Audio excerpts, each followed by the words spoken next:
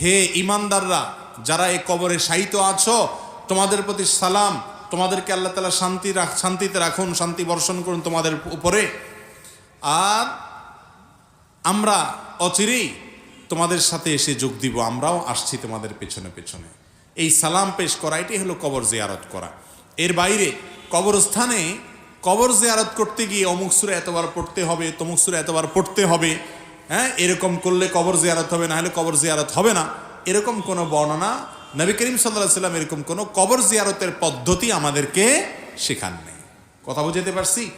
আমাদের দেশে অন্যান্য আমলের মতো কবর জিয়ারতের সময় হুজুরদেরকে ঠিক করা হয়, টাকা পয়সা দিয়ে হুজুরদেরকে দিয়ে কি করানো হয়? কবর জিয়ারত করানো হয়। অনেক এলাকায় এখনো আছে। ভাইরা আমার, কবর জিয়ারত, নিজের কবর নিজে জিয়ারত করবেন। কবর আমরা কেন জিয়ারত করি বলেন তো? কবর জিয়ারতের উদ্দেশ্য কি? আমরা বেশিরভাগ মানুষ মনে করি কবর জিয়ারত